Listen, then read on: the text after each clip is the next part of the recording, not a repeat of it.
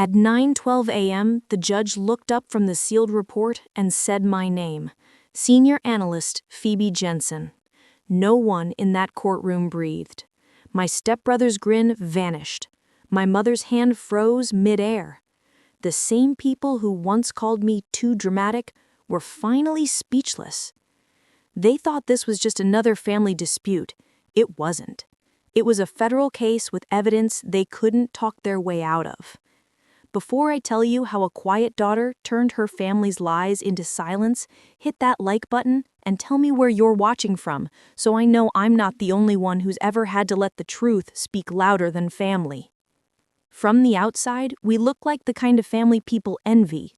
White picket fence, trimmed hedges, smiling faces in every Christmas card. My mother, Sandra, made sure of it. She believed peace meant pretending that silence was love. That image was everything.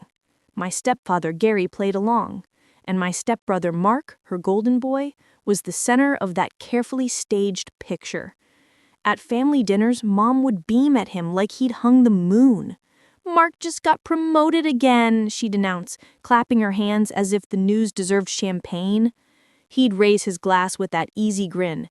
Everyone fell for the charm that hid the rot underneath. "Assistant sales manager," he'd say proudly, as though it were a royal title. Everyone laughed, everyone but me. I remember sitting at that table, cutting my chicken while they toasted him, feeling invisible in my own home. When I mentioned I'd just completed a federal certification, one only a handful of analysts ever passed, Gary smiled absently, eyes still on Mark. "That's nice, sweetheart," he murmured, patting my hand like I'd drawn something cute in kindergarten. "You stick with that little government job of yours. It's safe." Safe?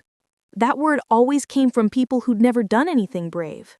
They didn't know what it meant to spend nights in a soundproof room with no windows, reading encrypted messages that could save lives. They didn't know what it felt like to hold the weight of classified intelligence in your hands. I'd learned long ago to stop correcting them. When you grow up as the extra child in someone else's family, you become fluent in quiet. You learn how to make yourself smaller, how to smile at the right times, how to swallow your words before they turn into trouble. My mother liked it that way.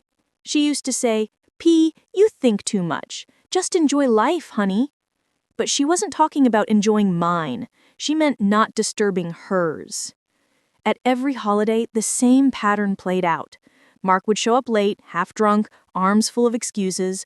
Mom would light up like it was Christmas morning. "Oh, Mark, I'm so glad you made it," she'd gush. If I was the one who arrived late, she'd glance at her watch and sigh. "Punctuality says a lot about a person, Phoebe." You can live your whole life inside someone else's double standard before realizing it's killing you. It wasn't that they hated me. It was worse. They didn't see me at all. In their world, I was background noise, the responsible one, the daughter who didn't need attention, who wouldn't cause problems. And they mistook my silence for obedience. I used to think that keeping the peace was noble. But peace without truth isn't peace. It's paralysis. One memory still stings, a summer barbecue the year before everything fell apart. Mark stood by the grill bragging to Gary about his promotion. The smell of smoke and cheap beer filled the air. I remembered the way the sunlight hit her mom's hair as she laughed, the kind of loud, careless laugh she only gave to Mark. When I tried to share a small win my team's analysis had prevented an overseas attack, she brushed it off with a smile that never reached her eyes. "You always make things sound so dramatic, Phoebe. Just relax and enjoy yourself." Dramatic. That word stuck like a splinter under my skin. That night, while they slept, I sat on the back porch with a mug of black coffee and stared into the dark yard. Fireflies blinked above the grass, the air heavy and warm. I thought about how in my world, precision and silence saved lives. But in this house, silence just fed lies.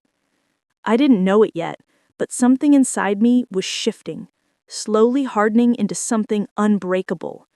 The next time my mother called me dramatic, it wouldn't be a casual insult over dinner.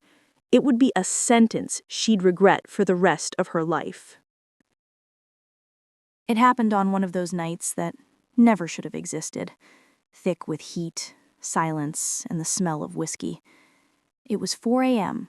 when I heard the crash, a glass hitting the counter, followed by Mark's voice, slurred, sharp, hungry for a fight.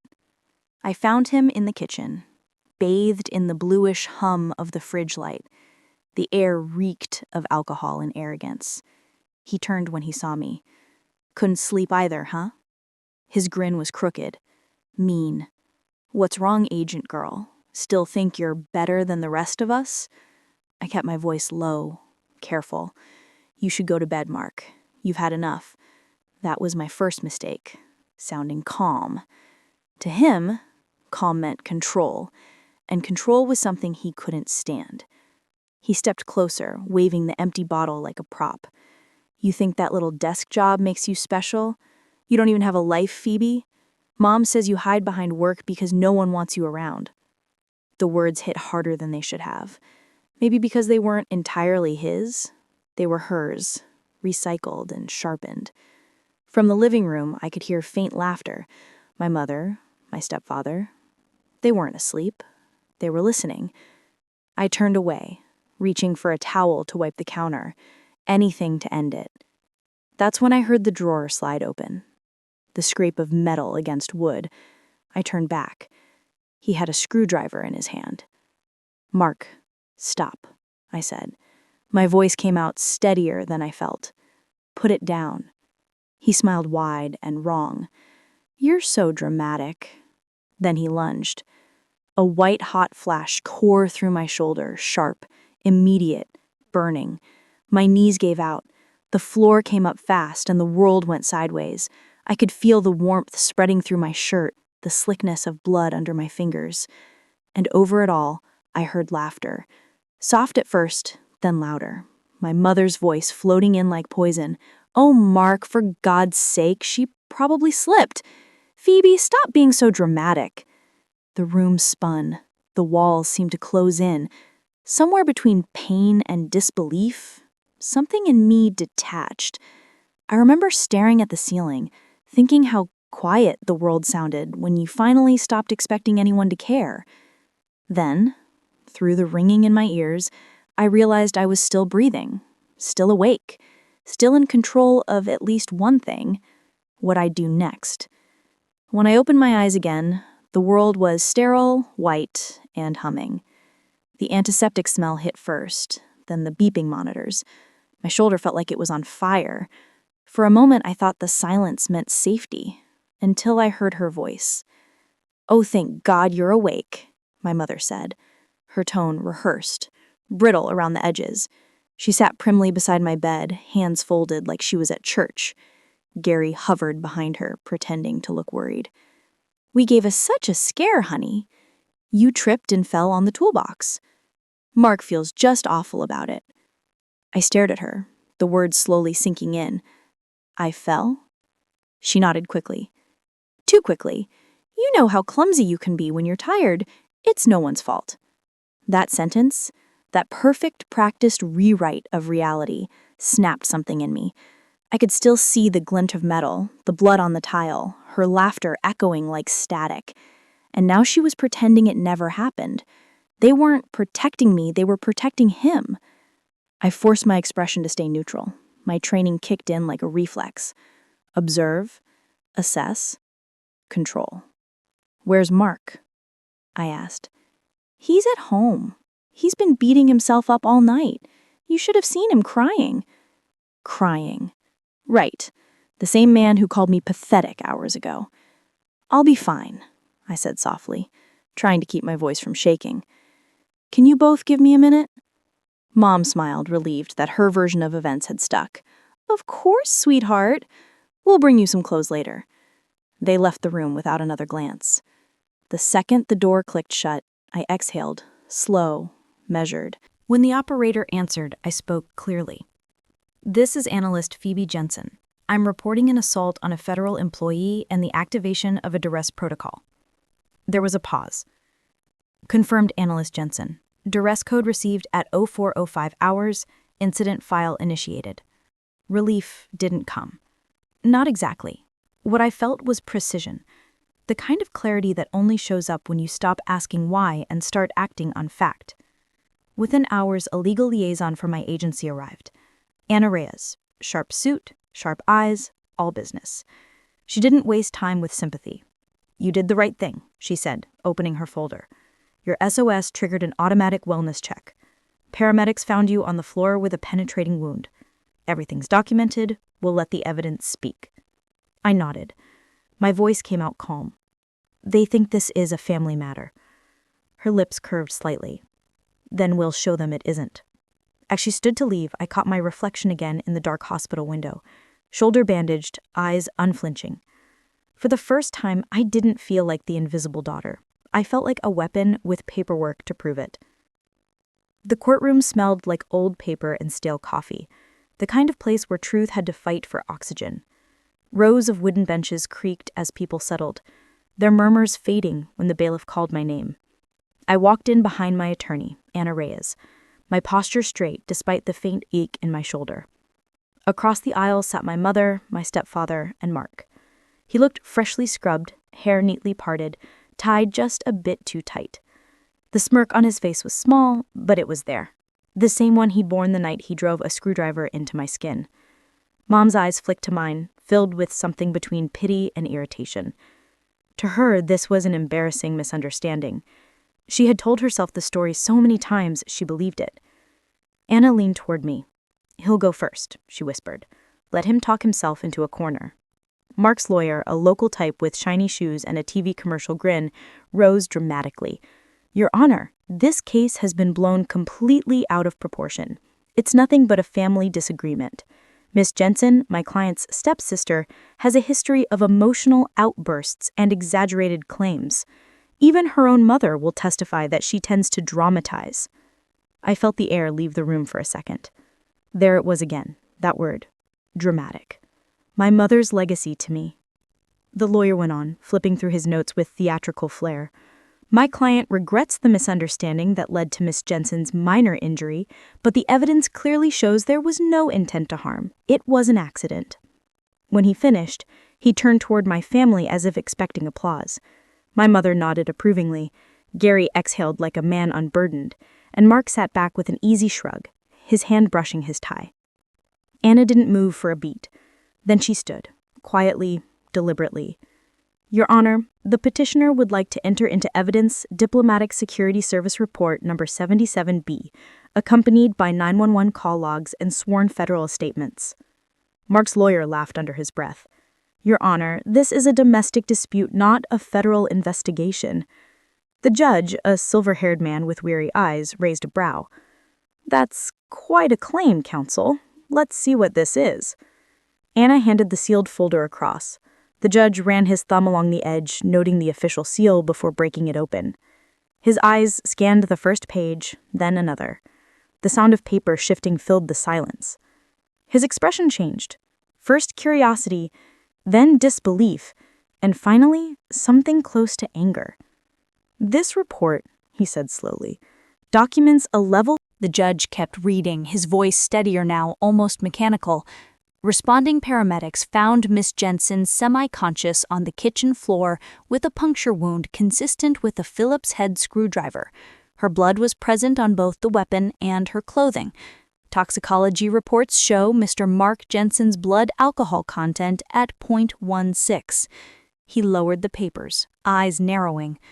"Do you wish to amend your statement, Mr. Jensen?"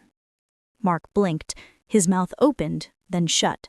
That's not what," the judge snapped. "Not what happened, or not what you expected to be recorded?" My mother rose halfway from her seat. "Your Honor, this is all a misunderstanding. Phoebe, she's always been sensitive. The judge cut her off with a raised hand. "Sit down, Mrs. Jensen." The weight of the silence that followed was physical. You could feel it pressing against the walls. Anna's voice broke it softly. "Your Honor, we're not pursuing damages. We simply request that the truth be recognized and that the petitioner be granted a permanent restraining order for her safety." The judge nodded slowly, flipping to the last page of the report. He read something silently, then looked at me. For a brief second, his expression softened, something human behind the authority. "Miss Jensen," he said, "it appears your work may have saved lives in the past. Today, your precision saved your own." He turned back toward my stepbrother. "Based on the evidence before this court, I am granting a permanent restraining order and referring this matter to the district attorney's office for formal felony assault charges. Bailiff, please escort Mr. Jensen from the room." Mark's face went slack, pale. He tried to look at me to catch some trace of sympathy, but I had none left to give. He stood only because the bailiff helped him to his feet. My mother's voice cracked. "Phoebe, please, he didn't mean to. He's your brother." Anna stepped between us. "That's close enough." Her tone was calm, final. I didn't move, didn't speak. For the first time, I wasn't begging anyone to see me. They were finally looking, and it didn't matter anymore. The bailiff led Mark out, his wrists bound in steel. My mother sobbed quietly. Gary stared at the floor like he was trying to disappear. The judge gathered his papers. "Court adjourned," he said, voice echoing. As people shuffled out, Anna leaned closer. "You did good." "I didn't do anything. I just told the truth where it mattered." We stepped into the hallway. The fluorescent lights buzzed overhead, reflecting off the marble floors. Waiting by the exit were two men in dark suits, my colleagues. One of them, Director Evans, gave a small nod. "Glad you're okay, Jensen. We'll handle the paperwork." That was all. No hugs, no sympathy, just respect. The language I'd always wanted to speak. Through the courthouse windows, morning sunlight was breaking through a gray sky. For a moment, I let myself breathe it in. The world outside was the same, but I wasn't. Behind me, I could still hear my mother's voice, faint and desperate, echoing down the corridor.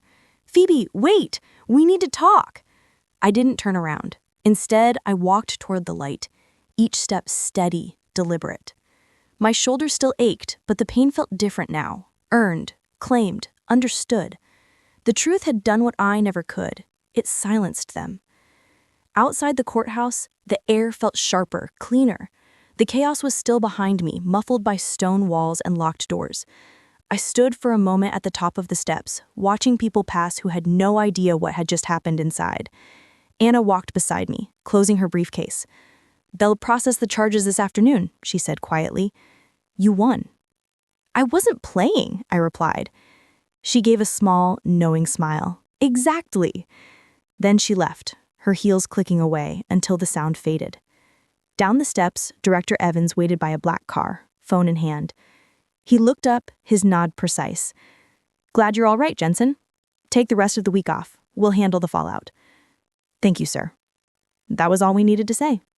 In my world, closure came in documents, not hugs. As the car door shut behind him, I looked back at the courthouse one last time. The sun hit the windows, reflecting a flash of white light across the glass, like the final glare of a closing file. For the first time in years, I didn't feel unseen. I felt finished. 1 year later, I stood in a glass-walled briefing room, the city glittering behind me. On the door, Phoebe Jensen, team lead, clandestine threat analysis. My team gathered round the console, sharp minds, steady hands, the kind of family you earn, not inherit. A faint scar traced my shoulder, a reminder of the night I stopped asking for approval. That morning, an email from my mother appeared in my inbox. Long, apologetic, full of excuses. I didn't open it. I just archived it. Some silences are deliberate. If you've ever turned betrayal